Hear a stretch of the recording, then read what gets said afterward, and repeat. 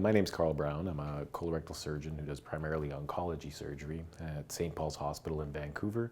I also work for BC Cancer, and I'm the head of Surgical Oncology for the province of British Columbia. At CCTG, I'm the co-chair of our CO28 and now CO32 trial, and I'm also the co-chair of the Rectal Cancer Disease-Oriented Group, where we vet rectal cancer trials for recruitment in Canada. Yeah, it's really exciting. I mean, for patients with rectal cancer, often the historical treatments, big surgery to remove the rectum and sometimes a permanent bag for patients, can be over-treatment for early cancers. So we're trying to find a way to provide patients similar outcomes to those big surgeries while avoiding the morbidity that comes along with them. So the combination of chemotherapy and local excision surgery, which is a day surgery and very low impact on patients in terms of outcome, has been a nice opportunity for us to demonstrate that we can use those two techniques and have recurrence rates that are under 10%, and patients live a very full and active life afterwards without having the challenge of going through major abdominal surgery. The CO32 trial is a natural addition to our initial NEO trial. Our initial trial showed that the combination of chemotherapy and local excision can be effective at treating early rectal cancers.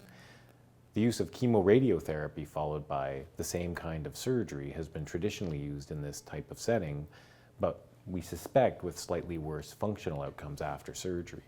And so CO32 provides an opportunity for a direct head-to-head comparison of those two options. Now, the huge benefit for patients for both of those streams is that they do get to avoid major abdominal surgery in many circumstances. So the use of either chemoradiotherapy or chemotherapy followed by a very small surgery removing the tumor without removing the entire rectum makes it so patients can have a much easier time of their surgical treatment. And if there are recurrences in the future, which we expect a small number, then we can still do the major operation to salvage and still try to achieve a cure for their cancer. Well, clinical trials, I mean, the patients who enrolled in our initial CO28 trial, they managed to avoid a big operation for themselves. But the power of that study is not just that they got treatment which diminished the impact of the surgical impact on their outcome, but it has also helped other patients in showing that this treatment strategy can be effective and can avoid major abdominal surgery. So not only do they help themselves by participating in the study, but they also help others in the future.